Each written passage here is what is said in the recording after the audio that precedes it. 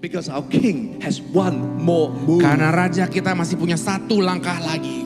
Don't be discouraged in your wilderness. Jangan putus asa dan kecewa di dalam padang gurun. Invite the King of Glory in. Undang raja kemuliaan itu masuk. Prepare the way of the Lord.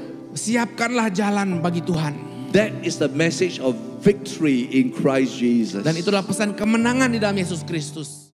In one of the art galleries in London, Di salah satu galeri seni di London, there is an entire floor dedicated to Italian Renaissance art. ada sebuah lantai yang didedikasikan khusus untuk seni-seni atau lukisan-lukisan Renaissance Itali. One day there was a famous art professor by the name of Robert Cummings who came to examine the art pieces. Suatu hari ada seorang profesor yang sangat terkenal sekali namanya Robert Cummings datang untuk menganalisa semua lukisan-lukisan yang ada di floor Renaissance tersebut.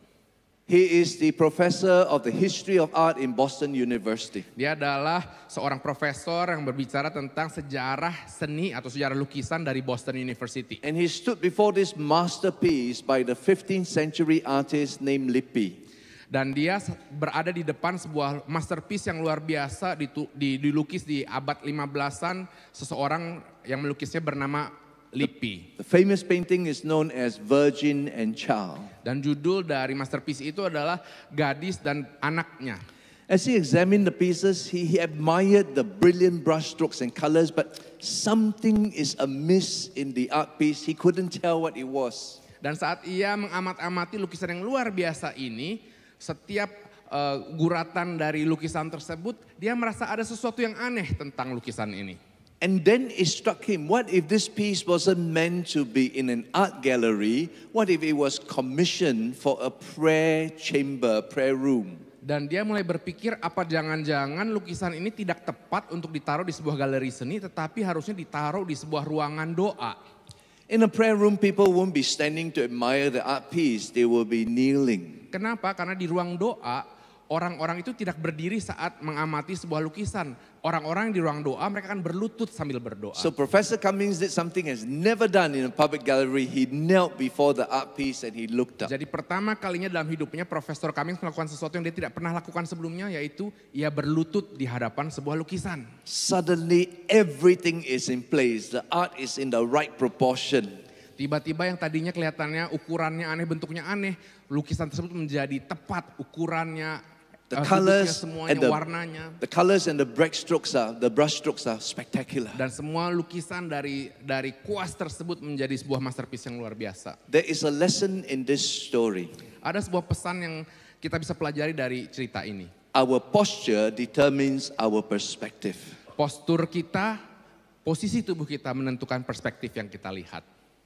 When we come to the Word of God in truth, our posture is exceedingly important. Saat kita menghampiri kebenaran firman Tuhan, postur, sikap, tubuh dan hati kita sangat penting di dalam kita mempelajari firman Tuhan. Because without the right posture, appearances are deceiving. Karena tanpa postur yang tepat, apa yang terlihat di luar itu bisa menipu.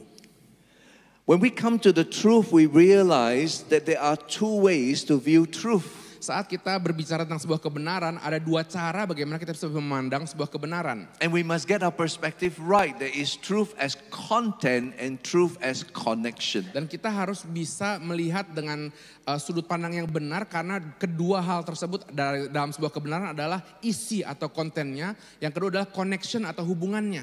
Truth as content is mere propositional statement. Kebenaran dalam sebuah konten atau isi adalah sebuah kebenaran yang hakiki pada prinsipnya. And the shallowness of discipleship today, we think truth is just knowledge transfer. Sayangnya di hari-hari ini di dalam pemuritan kita berbicara kebenaran hanya sebuah pengetahuan yang yang ditransfer kepada orang lain. I have some knowledge, I transfer to you, we think that is making disciples. Saya punya sebuah pengetahuan, saya transfer kepada kamu, dan itu yang kita anggap sebagai pemuritan hari-hari ini. Because we merely see truth as content. Karena kita hanya melihat kebenaran sebagai sebuah konten. But in the Jewish culture, truth is more than content, truth is connection. Tetapi di dalam orang Yahudi, hubungan satu sama lain itu lebih penting daripada sebuah konten itu sendiri. Truth is connection with reality. Truth is connection with life. Kebenaran adalah sebuah hubungan dengan realita, hubungan dengan kehidupan. And so when I come to the Bible, it's not just a book of messages for me, it's a book of meetings where I encounter God. Jadi setiap membaca Alkitab itu bukan sebuah pertemuan di mana saya belajar sesuatu, tetapi adalah sebuah kesempatan di mana bisa berjumpa dengan Tuhan. When I come to the Bible, it just doesn't lead me to content, it connects me with God Almighty. Saat saya menghampiri firman Tuhan di dalam Alkitab, bukan hanya belajar konten, tetapi adalah kesempatan untuk bisa berhubungan dengan Tuhan yang luar biasa. We must connect with truth and reality. Kita harus terhubung dengan kebenaran dan realita. And one of the realities we must connect with is the wilderness experiences in our lives. Dan salah satu realita yang harus kita hadapi dalam kehidupan kita adalah bahwa akan ada padang gurun yang terjadi dalam kehidupan kita.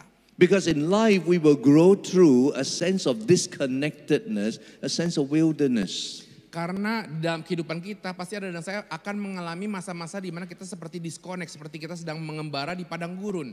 Today I want to examine with you a passage in Isaiah chapter 40 verse 1 to 9 where it tells us about God in the midst of our wilderness. Dan hari ini kita mau belajar dari Yesaya 40 ayat 1 sampai 9 tentang Tuhan kita yang berada bersama-sama dengan kita di padang gurun. Turn with me in your Bibles to Isaiah chapter 40 verse 3 to 5. And I'll begin by reading verse 3 to verse 5. It says, a voice cries in the wilderness, prepare the way of the Lord. Make straight in the desert a highway for our God. Verse 4, every valley shall be lifted up, and every mountain and hill be made low.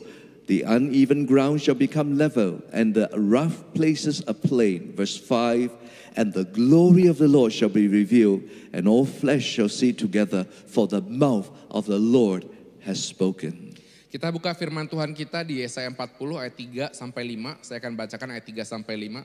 Ada suara yang berseru-seru, persiapkanlah di padang gurun jalan untuk Tuhan. Luruskanlah di padang belantara jalan raya bagi Allah kita. Setiap lembah harus ditutup dan setiap gunung dan bukit diratakan. Tanah yang berbukit-bukit harus menjadi tanah yang rata. Dan tanah yang berlekuk-lekuk menjadi dataran. Ayat 5, maka kemuliaan Tuhan akan dinyatakan dan seluruh umat manusia akan melihatnya bersama-sama. Sungguh Tuhan sendiri telah mengatakannya. Discipleship is not just a program, discipleship is a journey with God.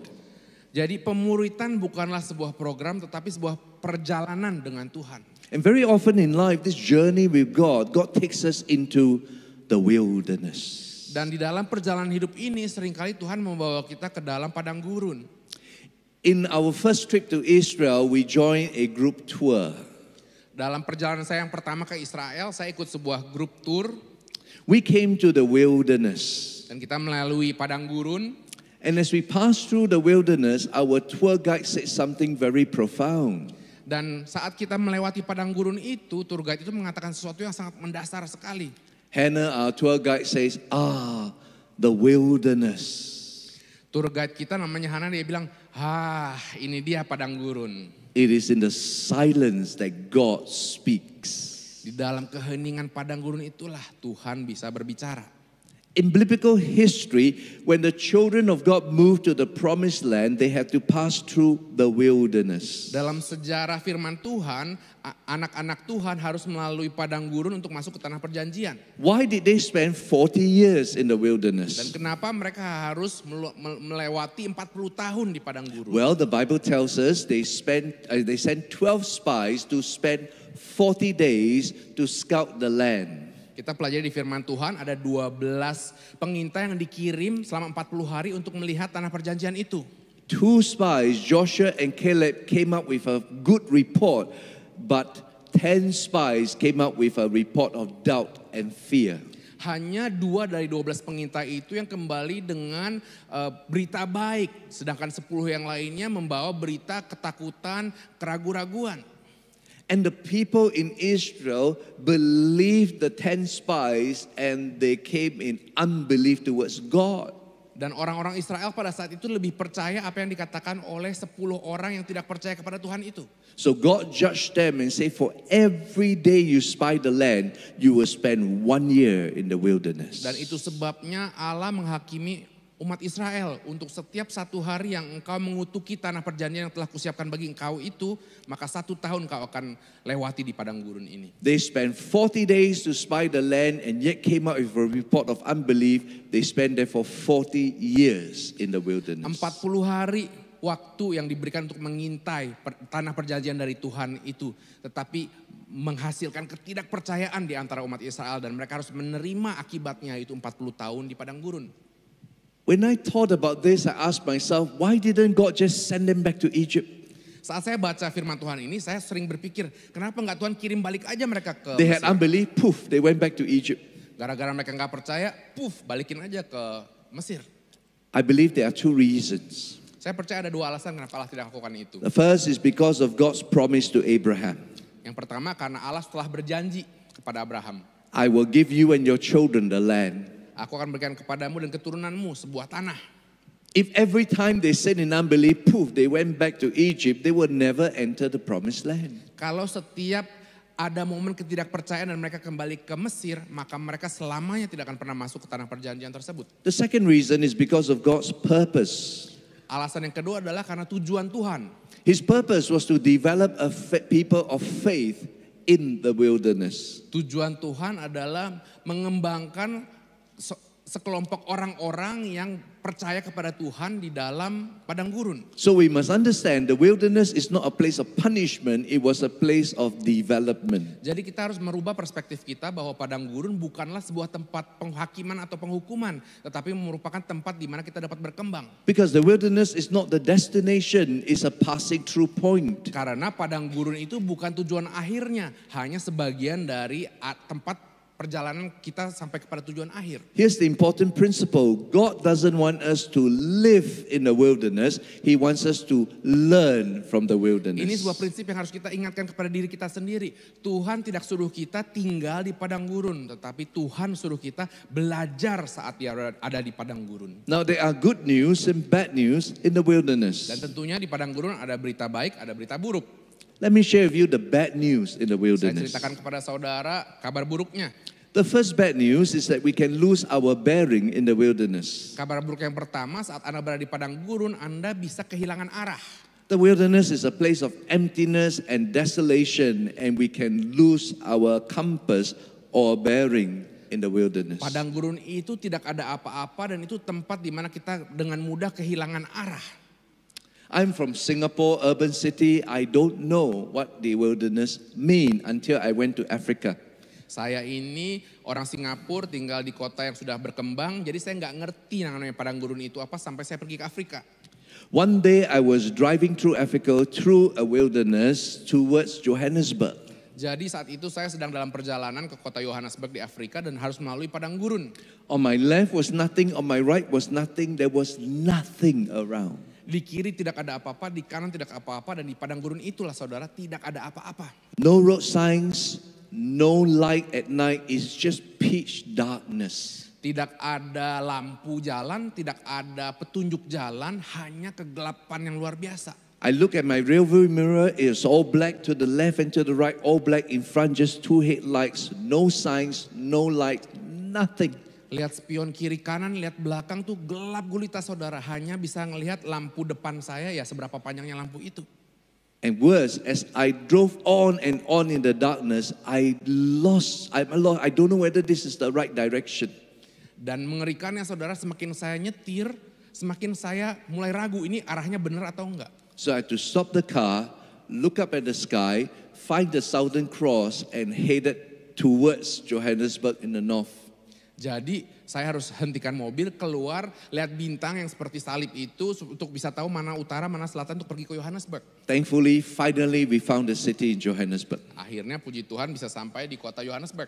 I learned a lesson that way. Saya belajar dari pengalaman itu. I learned in the wilderness we can get lost. Saya belajar bahwa di dalam padang gurun kita dapat tersesat. I learned when I get lost, look up. Dan saya belajar saat tersesat, lihatnya ke atas saudara. In life, when we are in the wilderness, we have to learn to look up. Di dalam kehidupan kita, padang gurun kehidupan kita harus belajar melihat ke atas. Because it's easy to lose our bearing in the wilderness. Karena begitu mudah kehilangan arah di dalam kehidupan kita di padang gurun. The second bad news is we can lose our confidence in the wilderness. Kabar buruk yang kedua adalah kita dapat kehilangan rasa percaya diri. Because Di we are padang gurun. disoriented, we don't know how to proceed. Karena kita nggak tahu arah, kita nggak tahu bagaimana untuk melanjutkan. And in that losing of our compass, we lose our confidence. Saat kita hilang kompas, hilang arah, kita hilang rasa percaya diri kita.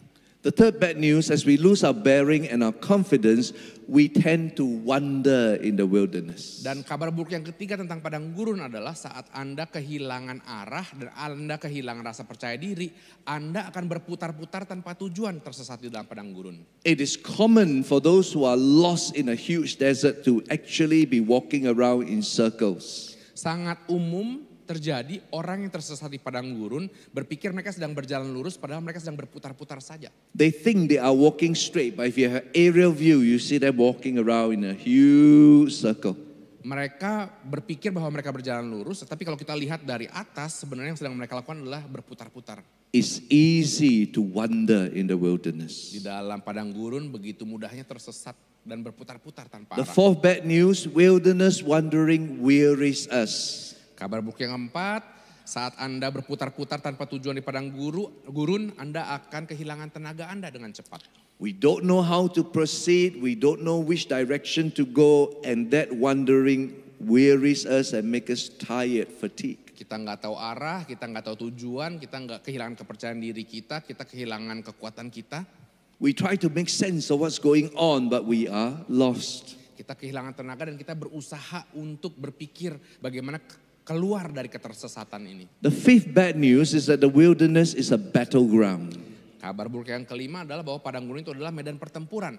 But it's a different kind of battleground. Tapi pertempuran yang berbeda, tempat pertempuran yang berbeda. It's not a battle with armies on the outside. It's battle with our fears and our anxieties and our insecurities within. Bukan tempat pertempuran bertempur dengan tentara secara fisik di luar sana, tapi pertempuran di dalam hati kita dengan ketakutan, keraguan-raguan yang ada di dalam hati kita. It is the battle with the armies of doubt and the chariots of fears within. Pertempuran dengan keraguan-raguan, ketidakpastian di dalam hati kita. But there's good news in the wilderness. Tapi tentunya ada kabar baik di dalam padang gurun.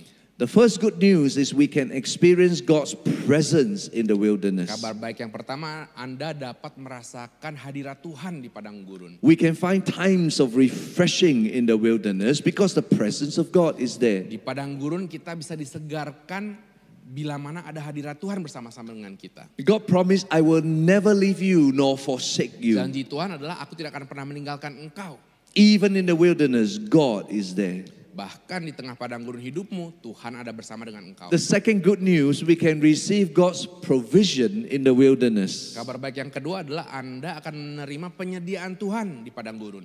When the children of God wandered 40 years in the wilderness, God did not forsake them. Selama 40 tahun orang-orang Israel mengembara di padang gurun, Tuhan tidak serta-merta meninggalkan mereka. He faithfully provided streams in the desert, waters for them. Dengan setia Tuhan selalu menyediakan aliran air buat mereka minum He di padang provided gurun. manna for them in the wilderness. Memberikan mana dari surga buat mereka di padang gurun. God's heavenly manna and streams of refreshing are available for us even in our wilderness. Dan mana dan aliran air dari Tuhan itu disiapkan Tuhan buat Anda dan saya setiap hari dalam kehidupan kita. For God will never lead you where His grace cannot keep you. Karena Tuhan tidak akan membawa Anda ke lokasi di mana hadirat dan kasih karunia-Nya tidak bersama-sama dengan engkau. The third good news, we can experience God's power in the wilderness. Yang ketiga adalah bahwa Anda dapat menyaksikan kuasa Tuhan di dalam padang gurun.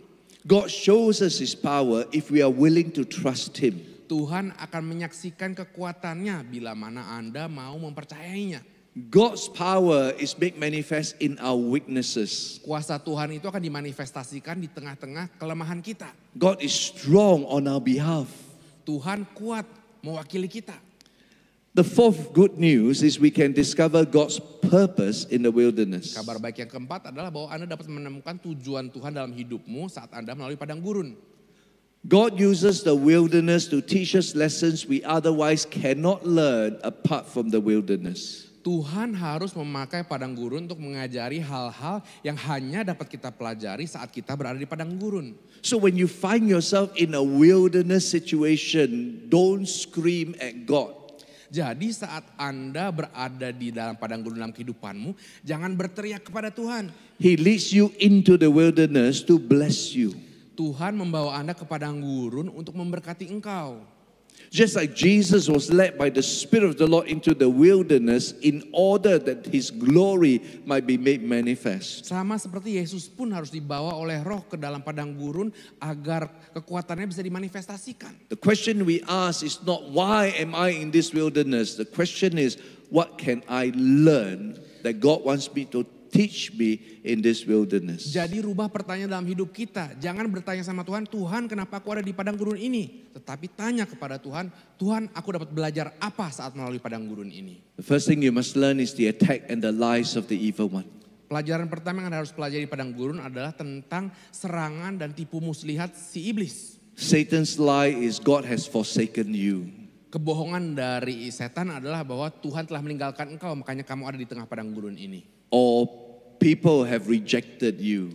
Kamu itu ditolak sama orang, makanya engkau tersesat di padang gurun ini. Or the greatest lie of the evil one, you will never get out of this wilderness. Dan kebohongan terbesar dari si penipu itu adalah bahwa engkau selamanya tidak akan pernah keluar dari padang gurun ini.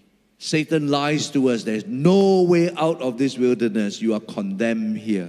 Setan akan menipu Anda dan saya bahwa engkau tidak akan pernah keluar dari padang gurun ini dan engkau akan mati selamanya di padang gurun ini. And the problem is that many Christians believe the lie of the evil one. Sedihnya terlalu banyak orang Kristen percaya akan tipu muslihat isi iblis ini.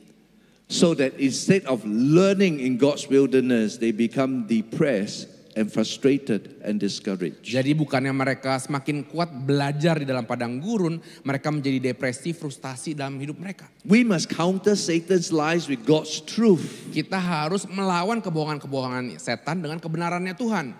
In Jeremiah 31 verse 2, God says you will find grace in the wilderness. Yeremia 31 ayat 2 berkata, engkau akan menemukan kasih karunia Tuhan di padang gurun. For God doesn't just lead us to the wilderness, He will lead us through the wilderness. Jadi Tuhan bukan saja membawa kita ke dalam padang gurun, tapi akan membawa kita keluar dari padang gurun. Remember, when God brings you to it, He will bring you through it. Jadi ingatkan pada diri kita saat Tuhan membawa kita ke sebuah tempat, Tuhan juga akan membawa kita keluar dari tempat itu. So God invites you and I to intimacy with Him and intimacy even in our wilderness. Jadi bahkan di dalam padang gurun itu Tuhan sedang memberikan undangan kepada Anda dan saya untuk hidup intim dengan Dia. What then should be our response in our wilderness? Jadi apa yang harusnya menjadi respon kita saat kita berada di padang gurun? What happens when we come to a place where we are confused, where we feel rejected, where we are hurt? Apa yang harus kita lakukan bila mana kita berada di suatu tempat di mana kita bingung, gak tahu melakukan apa-apa, dilukai. What happens when in the wilderness we lose our health, or we lose our job, or we lose our finances? Bagaimana bila mana saat kita melalui padang gurun itu kita kehilangan kesehatan kita, pekerjaan kita, keuangan kita. What should we do when we are in the wilderness, where we have family problems or marriage problems or children problems? Apa yang harus kita lakukan saat melalui padang gurun itu dan terjadi masalah dalam keluarga kita, pernikahan kita, anak-anak kita? When there are conflicts and tensions in relationship, what do we do in Pada the saat begitu wilderness? banyak konflik, tekanan, gesekan di dalam hubungan, di dalam padang gurun itu. How should we respond in our wilderness? Bagaimana cara kita merespon di dalam padang gurun? First of all, we must remember everyone encounters a wilderness season of life. Yang pertama, Anda dan saya harus ingat bahwa setiap kita pasti akan melalui musim-musim padang gurun dalam kehidupan kita. To say if you are godly spiritual Christian, you will never have a wilderness is not true. Mustahil Anda mengatakan diri Anda dewasa rohani kalau Anda tidak pernah melalui padang gurunnya Tuhan. God allows this season to sanctify and purify us as disciples of Jesus. Karena Tuhan harus menggunakan momen-momen padang gurun ini untuk menguduskan dan mempersiapkan umat-umatnya. The second is to remember that the greatest snare in the wilderness is murmuring and complaining. Yang kedua yang menjadi jerat yang paling berbahaya saat Anda berada di padang gurun adalah ketika Anda terlalu banyak bersungut-sungut dan berkeluh kesah. And the core reason why we murmur and complain is because of unbelief. Dan sumber kenapa Anda dan saya bersungut-sungut dan berkeluh kesah karena Anda tidak percaya. It is the fear, the anxiety, the hurt that causes us to complain and murmur rather than to learn. Ketakutan, ketidakpastian itu yang membuat kita berkeluh kesah dan bersungut-sungut. Bukannya harusnya kita menjadi percaya kepada Tuhan. Instead of complaining and murmuring, I want to encourage you to give thanks to God. Saya mau ingatkan kepada Anda semua, daripada Anda berkeluh kesah dan bersungut-sungut saat di padang gurun, bersyukur dan pujilah Give Tuhan. thanks for His presence in your wilderness. Ucapkan rasa syukurmu kepada Tuhan dalam segala hal. Give thanks for His promise in your wilderness. Bersyukur untuk setiap janji Tuhan bahkan pada saat Anda berada di padang gurun. Give thanks for His provision and His power in the wilderness. Ucapkan syukur untuk setiap kuasa dan penyediaan yang Tuhan berikan dalam kehidupanmu meskipun Anda masih di padang Keep gurun. a journal of gratitude, a gratitude journal to record God's faithfulness in your life. Saya sarankan Anda punya sebuah jurnal untuk merekod, untuk mencatat setiap kebaikan, berkat dan mujizat Tuhan yang Tuhan telah berikan dalam kehidupanmu. So that in your wilderness, in your trials and affliction, you can go back to your journal to see the faithfulness of God. Sehingga saat Anda mengalami padang gurun yang Anda begitu sesak dan gak tahu harus berbuat apa, buka jurnal kebaikan Tuhan itu dan akan melihat betapa setianya Tuhan dalam hidupmu. The third is to remember you have a choice in the wilderness. Yang ketiga, Anda punya pilihan di padang gurun. Isaiah chapter 40 verse 3 says, a voice cries, in the wilderness, prepare the way of the Lord. Yesaya 40 ayat 3 berkata, ada suara di padang gurun, persiapkanlah jalan untuk Tuhan. How do we prepare the way of the Lord? Bagaimana cara kita mempersiapkan jalan untuk Tuhan? By preparing our hearts. Dengan mempersiapkan hati kita. To commit our hearts to come out of the fear zone into the faith zone. Berkomitmen bahwa kita mau keluar dari zona ketakutan, masuk ke zona iman. So whatever challenges there are in our life, don't step into fear and anxiety, step into faith at the presence of God. Sehingga dalam masalah apapun dalam kehidupanmu, engkau tidak masuk ke zona ketakutan, tapi Anda selalu masuk ke zona iman di dalam Tuhan. These are very important responses. Ini adalah respon-respon yang sangat penting. Number one, to realize everyone encounters a wilderness season in our life. Nomor satu, jangan bingung, jangan kaget karena setiap kita pasti akan melalui musim padang gurun dalam hidup. Second is to realize the greatest snare in the wilderness is murmuring and complaining rather than thanksgiving. Yang kedua, jangan sampai kita terjerat dengan bersungut-sungut dan berkeluh kesah, tetapi harus ucapkan syukur kepada Tuhan. The third is to realize we have a choice in the wilderness to walk by faith. Yang ketiga, Anda punya pilihan untuk berjalan dengan iman. And here's the most important response of all, to heed the prophetic voice of the word of God. Dan yang keempat, yang paling penting adalah untuk selalu mendengarkan suara Tuhan yang profetik dalam The hidup. prophetic voice of the sacred scriptures. Suara profetik yang Anda dapat dengarkan melalui firman Tuhan. There was a prophetic voice coming to Isaiah and he says, shout aloud. And Isaiah say, what should I declare? What should I shout? Ada suara profetik yang berbicara kepada Yesaya, berserulah dengan keras. Yesaya bertanya, berseru yang keras akan hal apa? Isaiah 40 verse 6 says, a voice says, cry. I say, what shall I cry?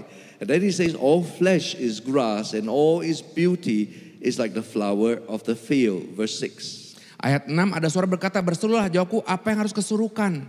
Seluruh umat manusia adalah seperti rumput dan semua semaraknya seperti bunga di padang. Isaiah wasn't asked to cry, all flesh is grass. That's not his prophetic cry.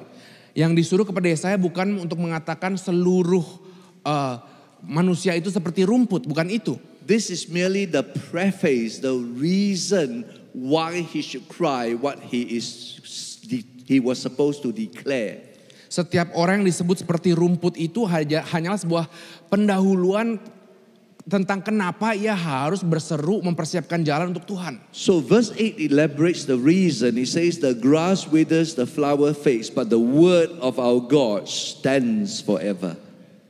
Yesaya harus mengatakan bahwa manusia itu seperti rumput dan semaraknya seperti bunga di padang. Supaya orang tahu bahwa firman Tuhan Allah kita itu tetap untuk selama-lamanya. So you imagine the scene now. There was a voice in heaven, a spirit that says to him, cry, declare. And he say, what shall I shout? What shall I declare? What shall I cry out? Jadi kita lihat ulang sekali lagi kejadiannya saat itu. Yesaya dengar suara dari surga untuk berseru dengan keras di padang gurun. Lalu Yesaya bertanya, apa yang harus ku serukan?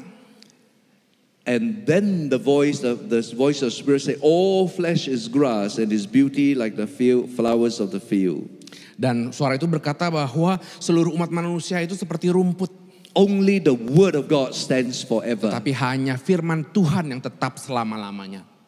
In other words, the Spirit was saying to Isaiah, what shall you cry? There is nothing worthwhile crying out, declaring, except the word of God. Jadi apa yang sedang disampaikan oleh suara itu kepada Yesaya adalah bahwa tidak ada hal lain yang layak untuk diseru-serukan kecuali firman Tuhan yang akan tetap untuk selama-lamanya. So here's the question. Jadi ini pertanyaannya. What exactly in the word of God was Isaiah supposed to declare and cry out? Jadi apa yang sebenarnya harus diserukan oleh Yesaya di firman Tuhan? It wasn't all flesh is grass, but the word of God abides forever. That's the reason for him to cry out. Bukan semua manusia seperti rumput, firman Tuhan selama-lamanya. Itu alasannya kenapa ia harus berseru.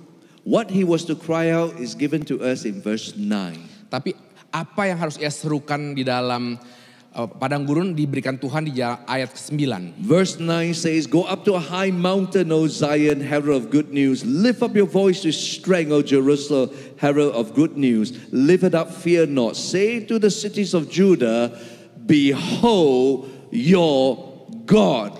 Yang harus diserukan oleh Yesaya, kita baca di ayat 9. Hai Sion, pembawa kabar baik, naiklah ke atas gunung yang tinggi. Hai Yerusalem, pembawa kabar baik, nyaringkanlah suaramu kuat-kuat. Nyaringkanlah suaramu, jangan takut. Katakanlah kepada kota-kota di Yehuda, lihat itu Allahmu. Did you get that? In the wilderness of our life, the word of God comes to us to say, behold your God. Yang harus Anda pegang saat Anda berjalan di padang gurun adalah kata-kata, lihatlah Tuhan Allahmu. Whatever challenges you might be facing in your life, behold your God. Tidak peduli masalah apapun yang sedang Anda hadapi saat ini, yang disuruhkan oleh Tuhan adalah lihatlah Tuhan Allahmu. And to behold our God, we must align afresh to His authority in our lives. Dan untuk Anda dapat melihat Tuhan Allahmu, engkau harus meluruskan hidupmu dengan otoritasnya Tuhan. Because when we anchor in God, we have hope, we have faith, we have a compass of clarity. Karena saat hidup kita berdasar kepada Tuhan, kita akan punya kompas, kita akan punya kejelasan, kita akan punya arah kemana kita harus pergi. Behold your God. Lihatlah Tuhan Allahmu. I want to close with a true story. Saya akan tutup dengan dua cerita. It's a story of a chess expert by the name of Paul Morphy. Cerita tentang seorang grandmaster catur dengan nama Paul Morphy. He was invited to a dinner and he was admiring a beautiful painting in the house of his host. Dia sedang diundang makan malam, dan saat diundang makan malam di tempat yang mengundangnya itu, dia sedang mengamat-amati sebuah lukisan yang sangat menarik. And that painting is named Checkmate. Judul lukisan itu Checkmate, skakmat. It's a painting of Satan playing chess with a young man and Satan was winning. Sebuah lukisan di mana setan sedang main catur melawan seorang anak muda dan setan sedang menang. The young man was looking sad and despondent. He has given up because any move he made, he would have lost. Anak muda itu di dalam lukisan begitu sedih, begitu putus asa karena dia tahu langkah apapun yang dia lakukan selanjutnya, dia akan kalah skakmat. Paul Morphy studied that painting. He turned to the host and he said, you know, I can take the young man's position and win against Satan. Jadi Paul Morphy bilang ke yang mengundang itu, kamu tahu nggak? Aku bisa duduk menggantikan si anak muda itu dan aku bisa menang mengalahkan setan itu. His host said to him, oh Mr. Morphy, not even you can turn this game around. Yang mengundang bilang sama Paul Morphy, oh Mr. Morphy, bahkan engkau pun tidak bisa memutarbalikan situasi ini. He said, why don't we test it out? They took a chessboard, they put the pieces according to the painting. Paul Morphy bilang, ayo kita coba uji coba saja, ambil papan catur, mereka setting percis seperti apa yang di lukisan tersebut. And Paul Morphy made his move, and lo and behold, he won the game. Dan percaya atau tidak saudara, Paul Murphy melakukan langkahnya dan dia memenangkan pertandingan itu. It was such an unexpected win. It was reported in the Columbia Chess Chronicles in 1888. Begitu luar biasanya kemenangan itu di tahun 1818. Kemenangan dia itu dicatat di rekod kemenangan catur di Kolombia. So they asked him, how do you know, Mr. Morphy, that the game can be turned around and won? Orang itu bertanya sama Paul Murphy, bagaimana kamu bisa tahu bahwa kamu bisa memutarbalikkan situasi itu dan memenangkan pertandingan ini? Paul Morphy said, as I study the pieces, I made a discovery. Paul Murphy bilang, saat saya mempelajari lukisan ini, saya menyadari satu hal. I discovered the king has one more move. Saya sadari bahwa raja masih punya satu langkah. And when the king make the move, everything else changes. Dan saat raja itu bergerak satu langkah, segala sesuatunya The king has terputarbalikkan. one more move. Raja masih punya satu langkah lagi. And when the king make his move, he turned defeat into victory.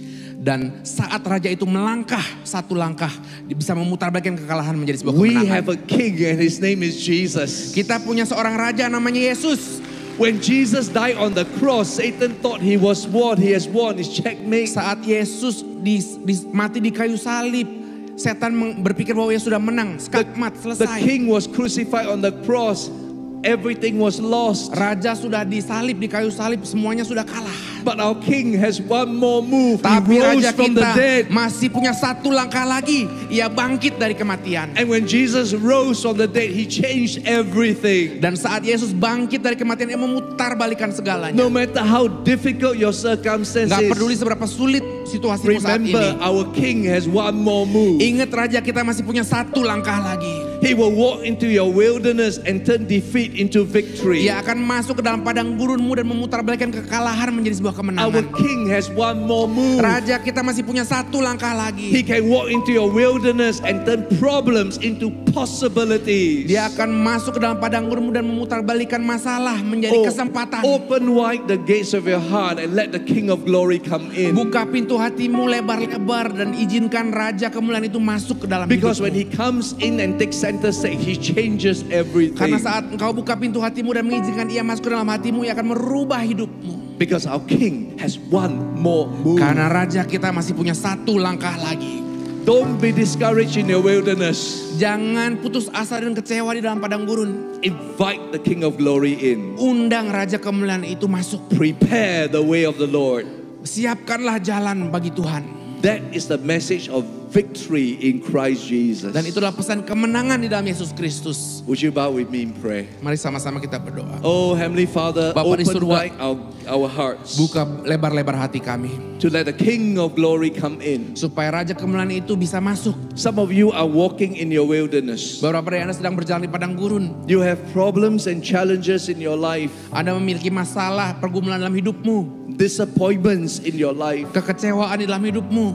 But the King has one more move. Tetapi Raja kita masih punya satu langkah And He lagi. wants to come into your life Dan ia mau masuk ke dalam hidupmu. to bless you with His presence. Untuk memberkatimu dengan hadiratnya. That in your wilderness, He teach you lessons you cannot learn other than the wilderness. Supaya di padang gurun ini ia dapat mengajari hal-hal yang Anda tidak dapat pelajari di luar dari padang And if you gurun. say today, Lord, come into my life and let the King of Glory come in. Dan kalau hari ini kau berkata, aku mau membuka hatiku lebar-lebar agar Raja kemuliaan itu bisa masuk. In the wilderness of my life, I want to encounter the King of Glory. Di dalam gurun, padang gurun kehidupanku, aku mau berjumpa dengan Raja kemuliaan itu. Because I believe my King has one more move. Karena aku percaya bahwa Rajaku masih punya satu langkah lagi. If this is your prayer to open your heart and invite the King of Glory Kalau in, ini doamu, kamu membuka hatimu dan mengundang Raja kemuliaan itu masuk dalam and hatimu. receive the blessings of God in your life, Dan- even in your Dan wilderness, menerima berkat-berkat Tuhan dalam hidupmu bahkan saat Anda masih berada di tengah then I padang want gurun. to pray for you today. Nah, aku mau berdoa untuk Anda yang If seperti ini this hari is your ini. desire to open wide your heart and say, Lord Jesus, come in. Kalau ini menjadi doamu, buka hati lebar-lebar. Tuhan Yesus masuk.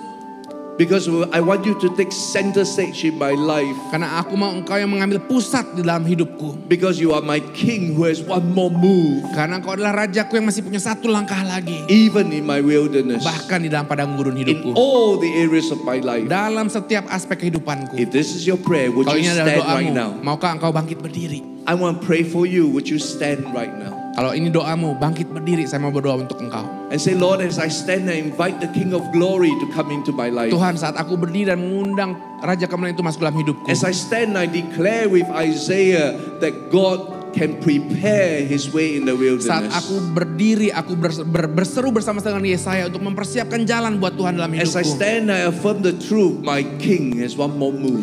Saat aku berdiri, aku sadar bahwa kebenaran yang pasti adalah Rajaku masih punya satu langkah lagi. Even in the wilderness of my life. Bahkan saat aku masih berada dalam padang gurun kehidupanku. Heavenly Father, I Bapa di surga, pray for us berdoa buat kami semua. that in the wilderness of our lives, your glory may be made Bahkan di manifest. dalam padang gurun kehidupan kami, kemuliaan-Mu dimanifestasikan dalam kehidupan kami. Because this day we declare by faith our King has one more move. Karena hari ini dengan iman kami deklarasikan bahwa Raja kami masih punya satu langkah So we lagi. submit our life afresh to you, O God. Kami serahkan hidup kami yang baru, yang segar kepadamu ya We Tuhan. move from the fear zone to the faith Kami mau zone. keluar dari zona ketakutan ke dalam zona iman. We invite King Jesus to come Kami into our lives mengundang afresh. Raja Yesus untuk hidup dalam kehidupan kami. Our King who has one more move. Raja kami yang masih punya satu langkah lagi. We thank you in Jesus' fantastic name. Kami bersyukur dalam nama Yesus yang fantastis. And the people of the Lord say, Dan semua yang percaya kepada Amen. Tuhan berkata, Amin. Please be seated. Untuk informasi lebih lengkap mengenai IFGF Jakarta, Anda dapat mengunjungi Linktree IFGF Jakarta yang tertera di deskripsi YouTube dan juga bio Instagram IFGF Jakarta. God bless you.